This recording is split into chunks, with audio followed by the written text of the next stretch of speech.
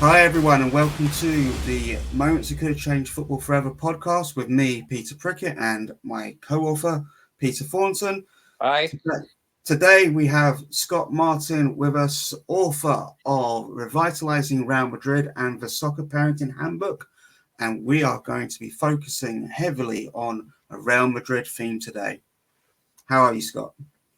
Doing very well. Excited to talk about Real Madrid and especially these classic teams. So I'll just say ahead of time, the homework for this podcast was it was just an amazing experience taking in these games. So I'm excited.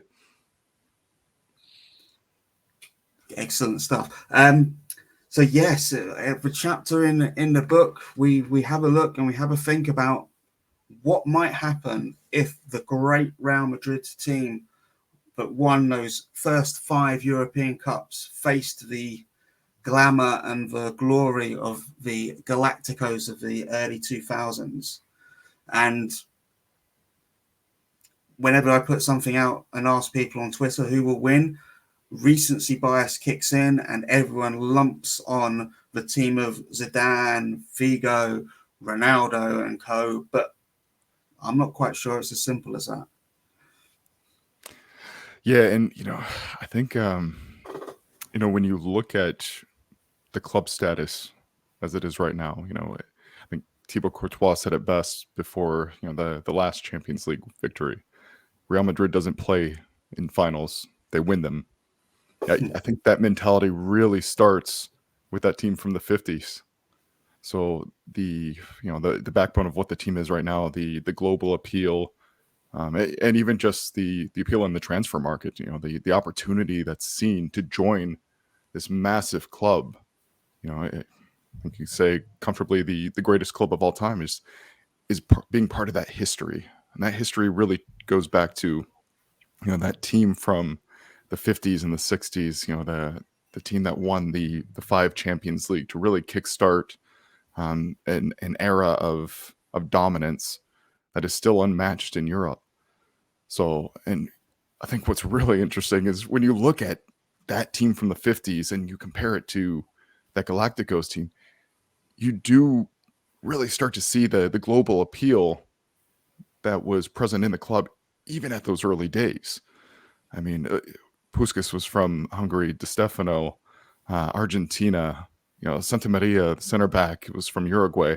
And when you look at some of the teams throughout the years, just the rosters they put out in these Champions League finals, they had players from all over the world. I mean, lots of South American presence, some top players from across Europe. So I think right away you get the global sense of the club. But then I think when you have that type of setup, you also have to have the thing that's internal that really drives the performance of the players. It's not enough to be world class just with the level of talent on the pitch. It's a world class mentality, and this group, this Di Stefano, Puskas, man, the mentality that they brought to the pitch, they were relentless. So, and I think for me, that's really the start of Real Madrid's famed history. I know there were many years preceding it, many decades beforehand, but this group, the mentality that they brought to the pitch and the dominance on that European stage, this is where Real Madrid built their name. Yeah, it's quite interesting, isn't it? Because as Peter said, with the recency bias, whenever we put something out there about who do you think would win between the two teams, and yet the 2005-6 team, let's call it, they didn't win an enormous amount. It's astonishing when you see their lineup and the Galacticos that are in it, that they didn't win that many things, did they? No, it is shocking, and I think it is fair to say that group underperformed their talent, and I think that does harken back to the idea that the mentality just wasn't there. Maybe a little too much ego, and that is, I think, bound to happen when you have that number of stars on the team. And especially I think when you lose a player like Makelele, who left in the early 2000s, wasn't really there to anchor that midfield and give especially Zidane the support he needed to give him that little bit of freedom that he needed in his game to really be effective in attack. That's really when it fell apart. So I think when you look at that team's most successful years, it is during the Makelele period. They did have that midfield enforcer, so you take him out of the equation, and it's all. I think the way I describe it is white collar players with white collar mentalities. You don't have that hardworking blue collar player in mid. You lose a lot. It's really interesting that, because we came to the same conclusion, didn't we, Peter, about Makelele when we talked about it? Yeah, the two least glamorous things about that glamorous team were the coach and Makelele. And as soon as Del Bosque and Makelele were gone, there was zero success. Winning there wasn't enough to keep Del Bosque in his job because he wasn't global enough for the brand. So the branding became more important than success, which I think you couldn't level that at the team of the 50s and early 60s. It was the success that created the branding. So the two teams are coming at it from the opposite ends of the spectrum.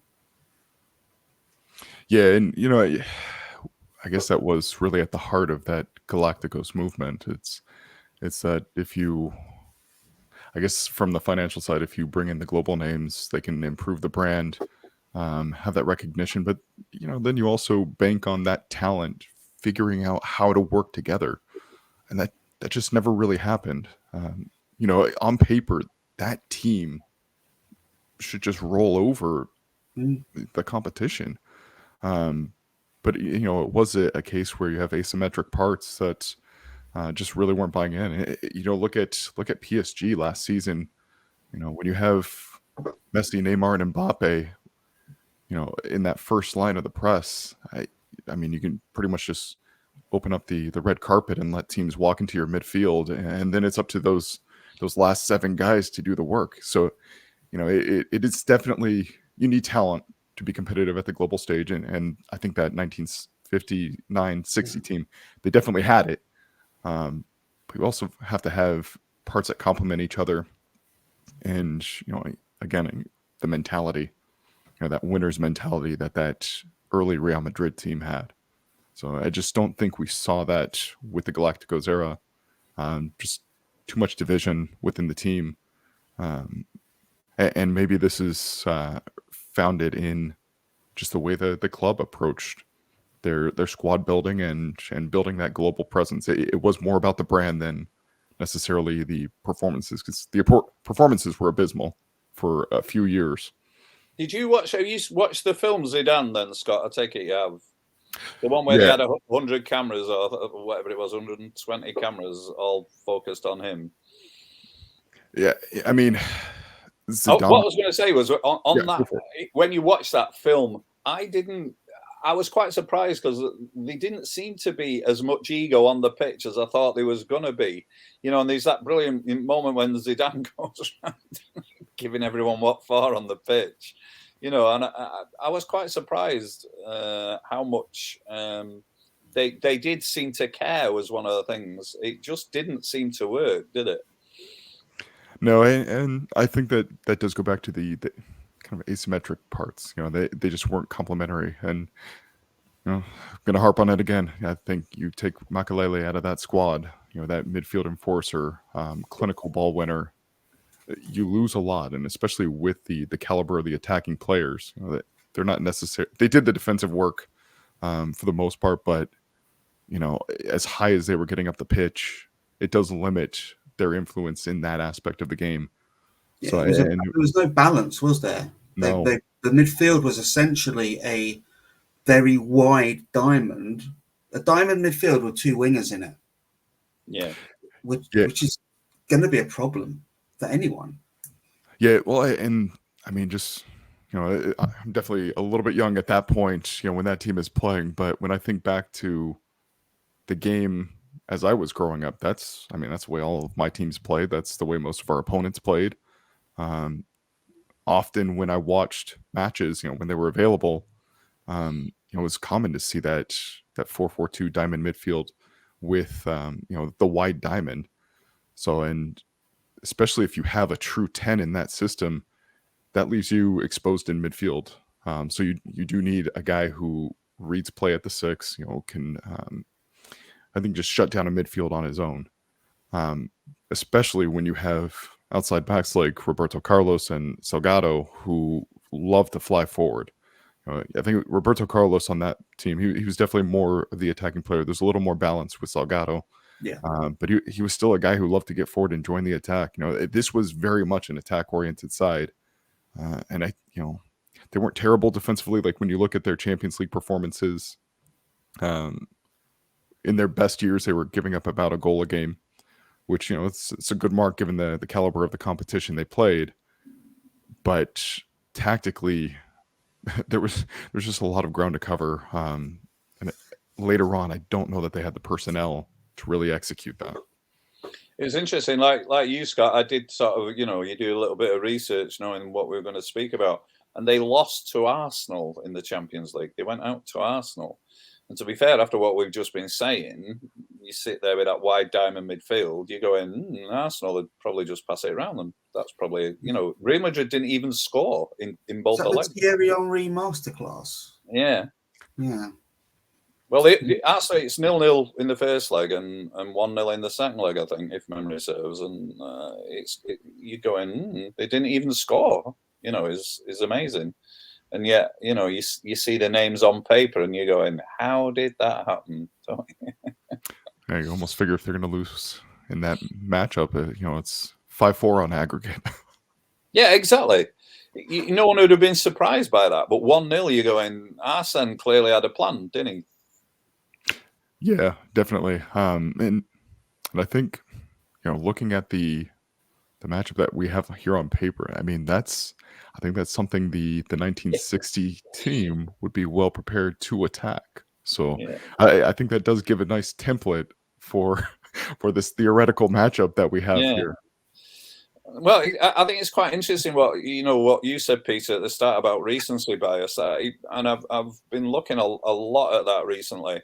And what you just said yourself, Scott, you were only young. If you're under 30, the Galacticos of 2000, and the early 2005 Galacticos are not that recent, are they? Mm-hmm. You're looking at a way back, so it's quite interesting the way that telescope of time now spans out. And you see the game, because of course I've just watched the 7-3 like you would, and you see some of the tricks and the Eintracht goalkeeper plays quite well. They hit the post and the bar a couple of times at each, and you think what score it could have been, with Eintracht having the temerity to score first, But in terms of recency bias, I think that's quite an interesting conundrum that we've got already. It's footage, though, isn't it? So if you are digging back through, there's not as much footage of those 55 to 60s greats as there are of the Real Madrid players from the 2000s. So I can find games for the Galacticos, no problem. You try and find full games or extended highlights from the 55 to 60, really, really hard. And I think that affects the recency bias, which means that something 30 years ago, well, what is it now? It's 23 years ago that team started to come together. Doesn't feel as long ago as something. So if it was 1990, 23 years ago, would have felt a lot long ago, if that makes sense. Because there's footage, you can access it. The ghost in the machine still lives. I think it has a relevance. It's only students of the game will go looking for full matches of the 2004-5, but most whenever we put, because Scott, we've done a couple of surveys on social media. So one of the matchups from the book is Brazil 1970 versus Spain 2010ish. And the Spain team always wins, and we always, they always win in our book. They win, but of course, the 1970 team, as Peter rightly says, is almost like sacrosanct. So many people see that as like the pinnacle of the game. So that's one recency bias that has withstood the test of time. we always get pilloried, don't we, if we suggest any other result, don't we, Peter? Mm. Yeah, indeed. Yeah, I mean, one of the interesting things about working out these theoretical matchups of, you know, the older teams that we have footage on, you know, I think the first match I found was Real Madrid versus Nice in '59. You know, that's the first one on Football. Yeah. So, I mean, that's as far back as I could go, you know, in terms of easily available film. But when you take teams from that era and compare them to, you know, teams from even the '90s, you can see just, I don't know, you can see how different the games were at those times too. So, you know, this Real Madrid team from the, you know, the 1960s. I mean, when you look at the style of play, you know, it is a little bit more direct. There's a little bit more time and space available. The playing surface is a little bit larger, where you really use the creativity and individualism of some of these marquee players. So, you know, I think that's definitely one of the differences. And when you look at the quality of the pitches they play on, that's probably more suited towards a match that favors the dribblers or players like Gento, who, I mean, with his blistering pace, his ability to get in behind, I mean, he was a problem back then, and I think he would be a problem for this 2000 Galacticos team. So I think, you know, those were a couple of things that stood out, and also just I don't know how much of an influence this has in just the study of the game, but even camera angles from back then. You know, you've got the little like 10 by 10 yard square from the 1960s. But then, you know, as you watch matches, you know, I remember when I did an article on Paolo Maldini on Total Football Analysis, you know, I could gradually see through the progression of his career that the camera angle got a little bit wider, a little bit wider. So, you know, it changed my perspective as I watched from, you know, a little bit more individualism early on, you know, which were great for picking out his individual defending techniques, to now taking in kind of the more team tactics elements that we saw later on. So yeah, I mean, that's definitely something I had to bring into consideration when I was trying to play out how this matchup would work.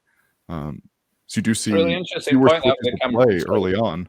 Yeah, it's really interesting, that thing with the cameras, because I think there's at least two of the goals Puskas scores in the 7-3 against Eintracht that still take your breath. You know, you only see it once, and you only see it from one angle. You know, often someone will score a goal in with all the cameras that they have now, and you just think it, and then you see from behind the goal how far the ball has bent or something like that. You know, the famous Roberto Carlos goal. I mean, it was brilliant the first time round, but when you see him, that free kick bend in from behind the goal, you're going, wow. But there's still two of those goals that Puskas scores from one camera angle, where you go, you know, it does, you go, even now, and I don't know how many times I've seen it, but you still go, wow. So what do you think then, Scott? Do you think it would finish, you know, do you see a 5-4 game? You know, I think at least given the lineup set put forward in the book, I think Makaleli and Jairo definitely help keep this game at a lower score. You know, maybe not quite that high, but, you know, something 3-2 I could definitely see, something of that sort. I do think that's what you went for, Peter. I think is that what you went for in the game? 3-2. It may well have been. Or was it 4-3? Yeah. It was one of the lower, not the lower scoring, but it wasn't. There were higher scoring fantasy matchups than this one, and let's put it that way. I think in some ways that the Galactico team of the 2000s were a little bit of a throwback. So we talk about the differences in the game as it developed, but the way they were so open was like they were playing football from 50 years before or more prior. Yeah, which is I feel one of the reasons why this is a good matchup, because I think if we had picked the 55-60 Real Madrid team against Sacchi era Milan, I actually don't think the 5-time champions win that game, because I think tactically Milan can control them because they're so defensively sound. But because the Galacticos are wide open and the original Madrid team are wide open, we get this great mixture of styles, that means both teams just go at each other. That's how I foresaw it. Yeah. I think there's a great thing with that, the 1960s Galacticos team. Again, when you see in those finals, when the opposition score, they genuinely don't seem, I was going to say not that bothered, but they definitely don't panic. They clearly think, oh, they've scored. We'll score a couple at the other end, don't they? Straight away, you can see it in the body language. Yeah, well, and even when Real Madrid scored, they're like, guys, let's go get another one. Yeah. Well, that's 7-3. It's almost like there's a mini competition between Di Stefano and Puskas, isn't there? You know, one scores 4 and the other scores 3, is it? I think that's how it pans out. It's like, it's a little mini. You always wonder if they've had a bet on who's going to score the most, don't you? You do get a little bit of that sense. So, Yeah. but yeah, I mean, and especially in that 7-3 match, they were just relentless in the way they attacked the game. It was very open, but even still, the scoreline was 7-1 at one point, correct? 6-2, I think it went, did it? I think it's 6-1, and Eintracht score make it 6-2, and then Real Madrid's go right up the other end straight away from the Like a minute kickoff, later. make it 7-2, and I think the last goal. It's an absolute clanger by a Real Madrid centre half where he's looking to pass it back to the goalkeeper, and there's an Eintracht lad stood right behind him who just knocks it in. But yeah, it's really made me think what you said about that camera angle. I think that's a really, really good point, because again, one of the things that I noticed when I watched it again this morning was how quick Gento was. You can tell just by how quick he goes past the other players, who will still, I know it's 1960, but they will still be all athletes. And he just literally, he's got tricks, but these times when he literally just runs past them, isn't it? Amazing, terrific stuff. I'm trying to think who would he be up against in the So I think it'd be Salgado. Salgado, yeah. Salgado, yeah. So, right. That's a good matchup. He's a guy who had some pace. And again, I think he has the endurance to handle those sprints with Gento. Yeah. But I think that is one of the marquee matchups in this game. It'd be interesting to see Jonathan Woodgate against Puskas. Yeah, one of the things that was really interesting when you look at these two teams, Puskas and Ronaldo. Both both a little bit beyond their prime, but still just clinical, deadly players. Dad bod and all. They were still guys who, if they were able to connect, they had the caliber to find their moments to get in behind back lines. They were strong enough to hold off center backs. Even at a period where they are not at their peak, they're still just fun players to watch, and especially when you get down to just opportunities to finish. You can't get much better than watching those two strikers. No, couldn't agree more. It's football at its finest is the only way to describe it, isn't it? Really, it is. Should we have a quick run through those lineups actually, just to give that some extra context? So the Galacticos of the 2000s era, we have Casillas in goal, back four of Salgado, Hierro, Helguera, and Roberto Carlos. The midfield is Beckham, Zidane, Makelele, and Figo. And up front, we have Raul and Ronaldo. Then for the team of the 55 to 60, we have Alonso in goal. And they are playing a 3-2-5 of sorts. Marquitos, Santa Maria, and Lesmes as the three defensive players. Zaraga and Munoz in front. Di Stefano going wherever the hell Di Stefano wants to go, because that was his license. He was the man who ran that team. I've slightly shoehorned in Ramon Copa in the outside right position. Not really his position, but I had to put him in the team. Paco Gento wide left, Hector Real and Ferenc Puskas in the side. So firepower all over the place. Yeah. Yeah, man. Yeah. Where do you start? I think one of the complex things is being students of the game, actually, because we all are, to be fair, we all are. And it is, the more you know, the harder it gets, isn't it? It really is. This is almost one of those matchups, where just looking at the progression of the game, and maybe this is recency bias coming in, but you would think, when you look at the caliber of the talent in that 2000 Galacticos side, with the Ballon d'Or winners, just global superstars, you would think that with the progression of the game, they would have an edge there. But, Pete, like you were saying, their tactics were so wide open.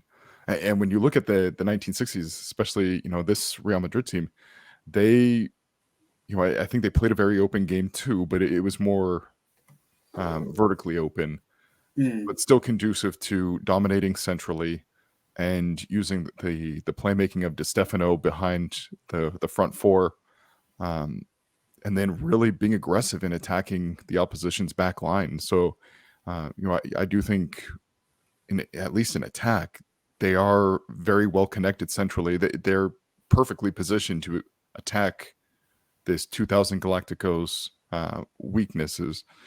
And, I think that's to me really what makes this such a close game. Just the mentality and the fact that the tactics of the 1960s team, it really hits at the weakness of the 2000 Galacticos. I think an indicator of two things for the 55 to 60 team, of their talent and their unity, was that the Brazil captain Didi was signed for them and could not break into the starting lineup. There were some relationship issues involved there, but that, I think, speaks of the unity of the group. But also talent-wise, they didn't miss him. And this is the captain of a team that wins World Cups either side of this era that we're talking about, 58 and 62. So it just illustrates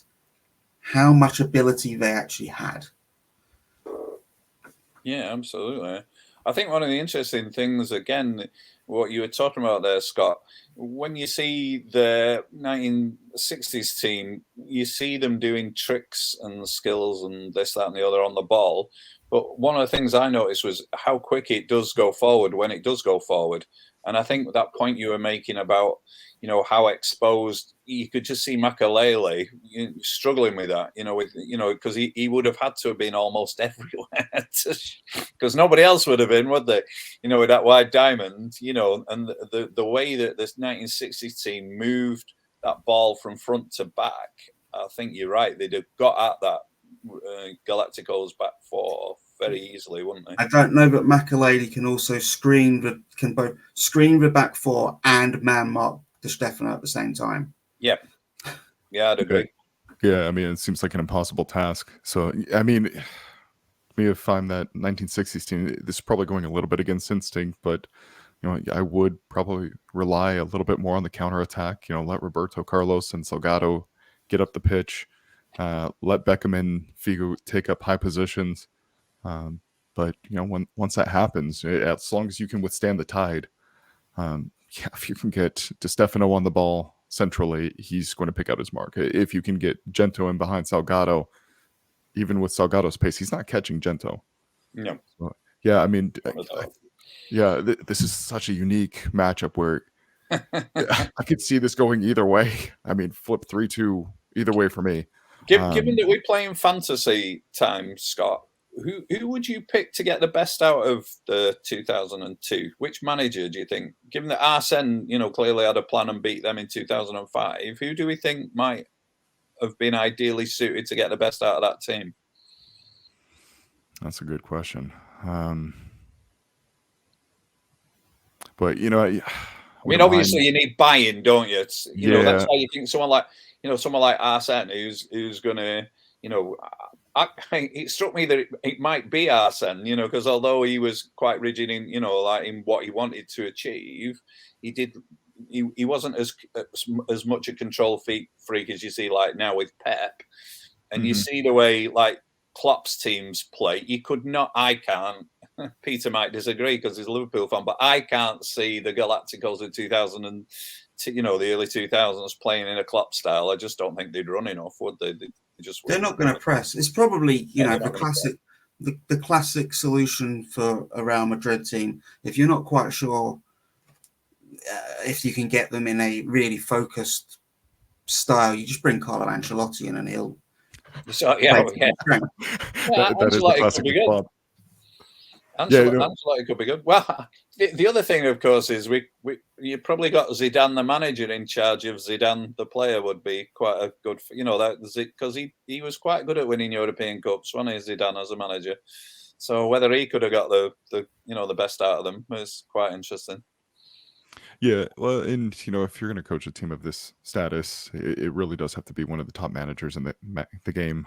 So, I think Sir Alex Ferguson could come in, and I think stylistically, from what I can recall, and correct me if I'm wrong, but stylistically, I think his Manchester United teams from that same few years, similar builds in the way they approach the game. So I think there is a little bit of continuity there. I also just think it was a mistake to get rid of Del Bosque. So, with the success that he had, man, I know he's not the name, but the results were there. So, yeah, I think any of those four managers, they can get the best out of this squad. And for Del Bosque, if he'd won the trophies with Spain first, then I probably would all have been fine. Unfortunately for him, it went the other way around. Scott, getting into the real nitty-gritty of it, how do you think it plays out? Who wins? Yeah, we're looking for an answer here, Scott. No fencing. Yeah. You can't have a draw. 4-4. I have so much bias for this 2000 Galacticos team. Growing up, Luis Figo was my favorite player, because my heritage is entirely Portuguese. It's my grandparents who came to the USA, really? all four of them. So Figo was my guy. I wore number 7, even though I was a defensive midfielder. So I wanted to. That was my tribute to the great Luis Figo. I guess I'll put it this way: if Makelele is in this squad, I'll go with the 2000s Galacticos, just because of the presence he gives to that midfield. I think they are still a bit exposed. I think this is a very good game, but if he's on the pitch and lets those other 3 midfielders and the 2 forwards do their thing, I like the 2000 team. If you take him out of the picture, which I think by the time you get some of these names, he is gone. Then it's a different story. I don't know that Real Madrid gives that center back pairing enough protection, and this is very much a back and forth game. I think with the 2000s team trying to take a little bit more of the initiative, and the 60s team really just having nonstop runs through midfield centrally, and really using quick ball progression to cause issues for the 2000 Galacticos. So I guess I'll have it this way: if Makelele's in there, 3-2, 2000 Galacticos. If he's not, we'll go 60s, 3-2. Oh, there we go. But that is such a good answer. So. I think, we talked about the teams. There's some, because of the glamour of the names, there's some incredibly good players who get overlooked. Fernando Hierro is one of the greatest players Spain have ever had. He doesn't get much of a mention when you're talking about these teams. Well, Raul. And then, we've hardly mentioned Raul's name for a long time. The top scorer in Real Madrid's history, reduced to a supporting act because of Ronaldo, Zidane, Figo, and co around him. Yeah. When you look at an all-time Real Madrid starting 11, you have to have those two players in the squad. Yeah. So, the fact that they're overlooked. They probably get, if I went in here into the 55 team, you could probably take out Lesmes or Marquitos and put Hierro in, and you could maybe take out Real. Yeah, you probably could. Real for Raul. And they get in there and fit in quite nicely. So their greatness is overlooked. And from the 50s team, Paco Gento, we could do a whole tribute show to him alone. So this team the era we're talking about may have won 5 European Cups. He wasn't finished. No. He had more European Cups in him after this. Yeah. I think, so we talk about the great players of history, and Paco, he just gets ignored, really. So what, Peter?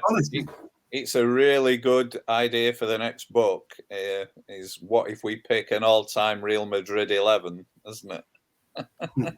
There's some mileage in that one. You're not short of options. Oh man.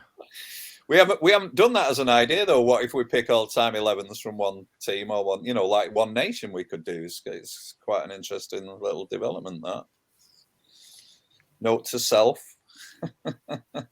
Yeah, no, and some of the other clubs that you could think of, a Barcelona all-time 11. I mean, yeah, how many players outside of that 2010 team get into that squad? Yeah. So.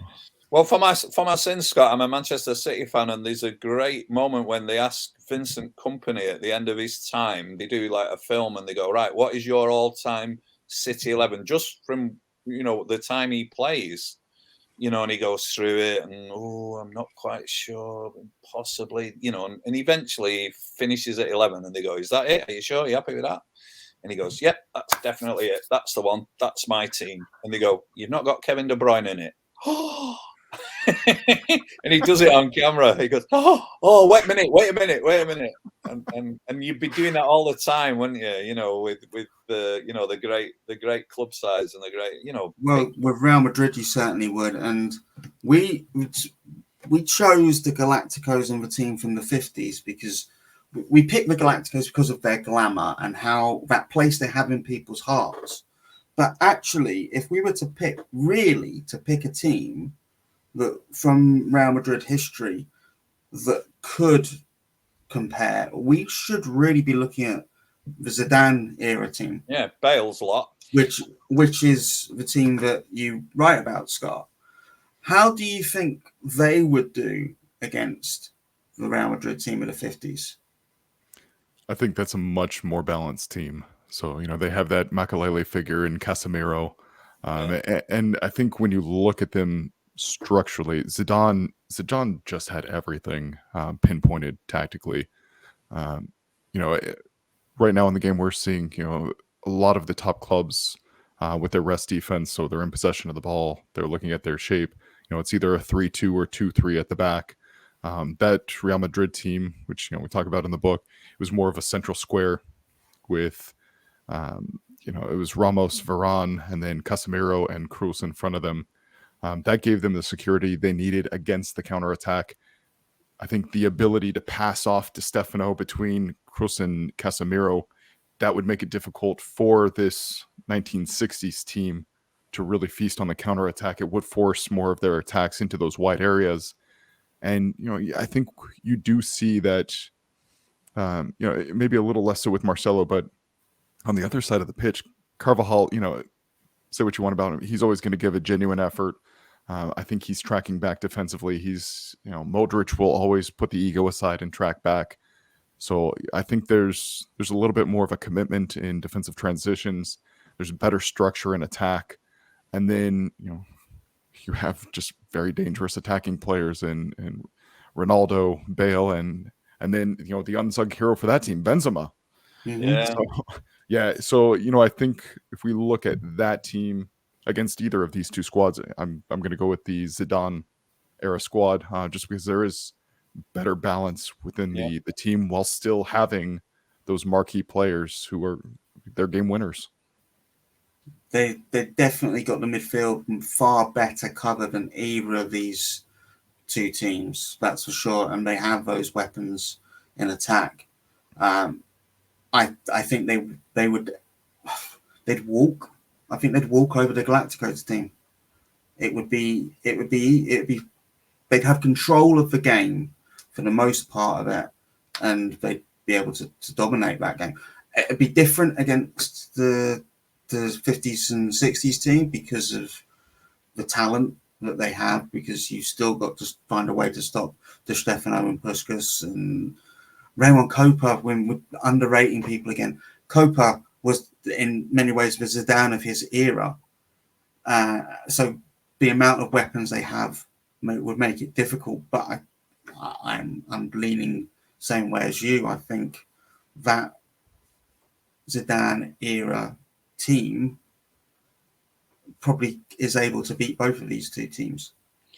I think that's really interesting the way you both jump there, because the one thing with the Galacticos that, tactically you're thinking if they can get the ball forward, that three where you've got Raul and Ronaldo up the top and Zidane behind them, if they can get at your defence with them three, that's the essence of it, isn't it, really, I think? Yeah, well, and I think they probably would look to be a little bit more conservative in the game, but and that's where you have to ask, like, can that squad really have any kind of an advantage if they're not the ones taking the initiative? Yeah. That Zidane squad, I mean, they could have 70% of the ball, they could have 30% of the ball. It didn't matter to them. Like they always found a way. And if anything, I wouldn't put it past Zidane to really invite Beckham, Zidane, and his former player self and Figo to push forward, get Salgado and Roberto Carlos high up the pitch, and just leave that the center backs and the holding mid stranded against the blistering pace of Ronaldo and Bale. So Benzema would probably tuck in and help the midfield as well, wouldn't he? So those two would just stay. They'd occupy the spaces left by those fullbacks and said, "We'll wait. We'll pick you off." Scott, do you think that team suffers almost like the opposite of recency bias, that we didn't realise how good it was till they'd gotten? Well, I hold them in high regard, so that's why I'm asking. But I know a lot of bias here. It's funny though, isn't it? Because they obviously, they won 3 European. They retained it so many times, and yet, you go. I've been to Spain, and Bale they really weren't having him that much, were they? The Spanish, they never took to him like they took to some of the other players. And I was there. My son lived in Spain for 8 years and was there, around about that time. And although he lived in Alicante, Spain's basically split Barcelona and Real Madrid anyway, I found. And a lot of the Real Madrid fans, I didn't think appreciated that team as much as, they were still harking back to, great players that they'd had, saying, he getting this team and he getting this team and that. And I always think that with that team, we only realised how good they were when they were gone, because they were fantastic at what they did. Yeah. Well, I think especially with that team, you did see inconsistencies over the course of seasons. Bale was in and out of the lineup with injuries. Benzema had stretches where he just couldn't hit the frame. I can't remember. I think there was one league season he only had 7 goals, which for a player of his caliber, that just doesn't seem possible. So there were times where it did seem like it was Ronaldo's goals that were carrying them, and I think the unsung hero on that team was Keylor Navas. I mean, I can think back to a number of games where he saved the team. He was the man of the match. So I think that little bit of inconsistency and maybe an underperformance in La Liga hurts their status. Especially when you have Barcelona winning the title instead. That's definitely a shot to the ego. Not something as fans want to really think about. But when you look at their Champions League play, that's when you get the best out of this side, and you can really see the mentality of the squad and that identity that comes all the way back to this 1950s team. It fits with that first quote that you gave from Thibaut Courtois about the finals. It fits perfectly, doesn't it? Yeah, well, there's a sense of identity. Yeah, it's quite interesting you mentioned Keylor Navas. The other keepers have not had a mention so far, have they?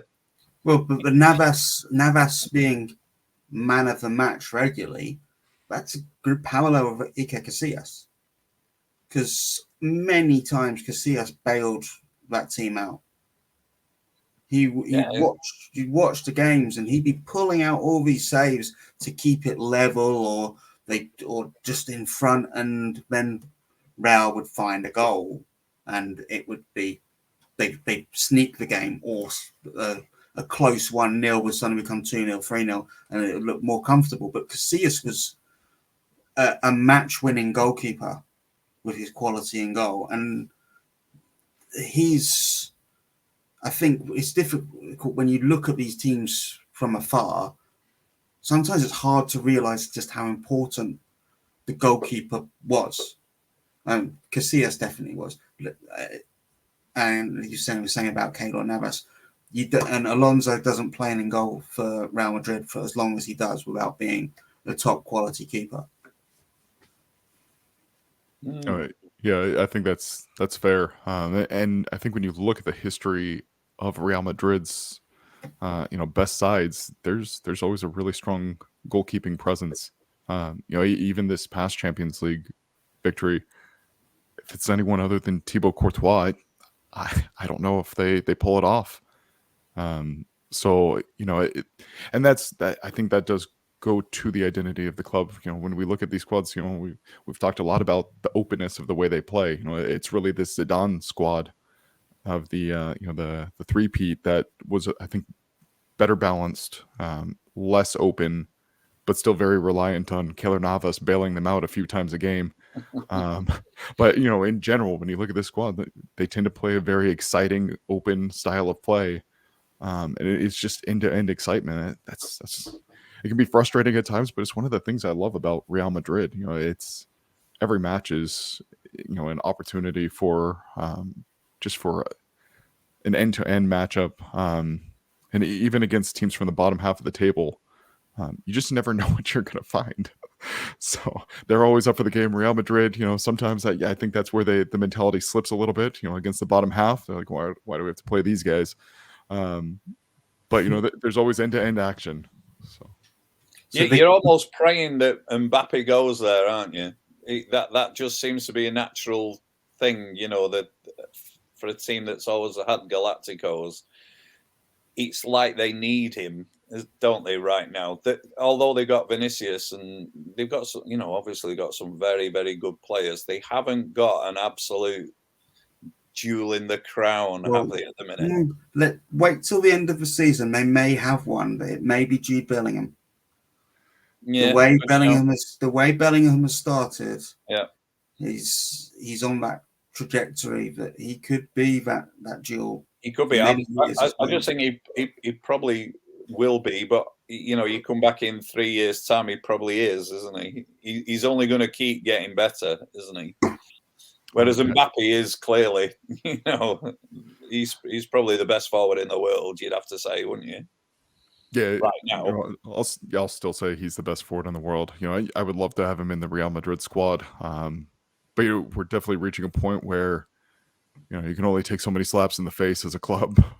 Yeah. So, and at what point do you tell a player you're not bigger than the club? We've waited long enough. Just the door's closed.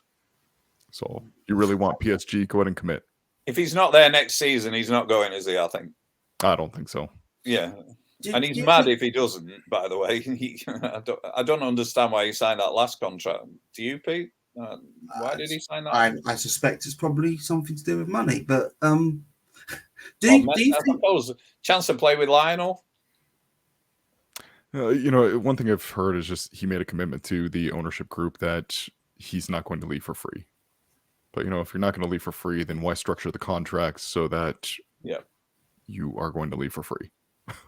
Yeah. So do you think there has been a slight shift from Real Madrid from buying in established stars to the players who are on the brink of exploding into stardom?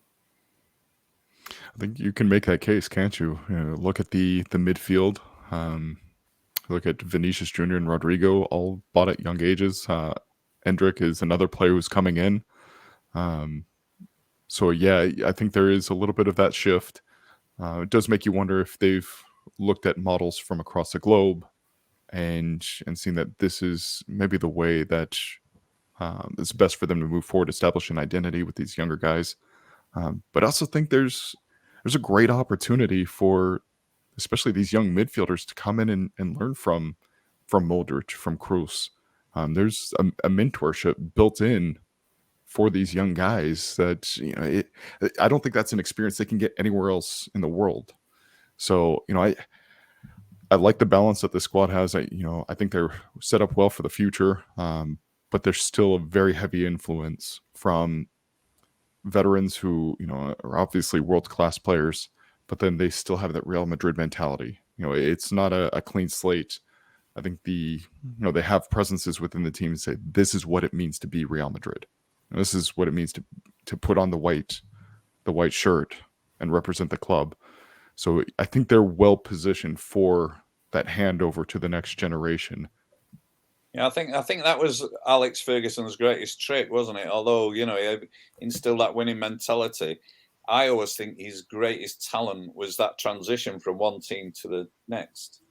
They maintained that success. You retained the ethics of the team through the older players, and he brought those younger players in. Genius the way that he did it. And yeah, I think you're right. I think Real Madrid have looked around and seen that a lot of people are signing good potential, let's call it, players that are 22, 23, like Bellingham, he's a shining example, isn't he? He's done it to a reasonable level. And then, you're going to get the best years out of them, because I think the best years have gone earlier now than they are in the past. The best years. I mean, me and Peter talked about Wayne Rooney. We talked about Michael Owen. When were their best years? For me, the best years were probably between 18 and 24, rather than being, it used to be your best years were probably between 24 and 30, but I don't think they are anymore. It's interesting the way that's developed, but certainly you look at what Chelsea are doing.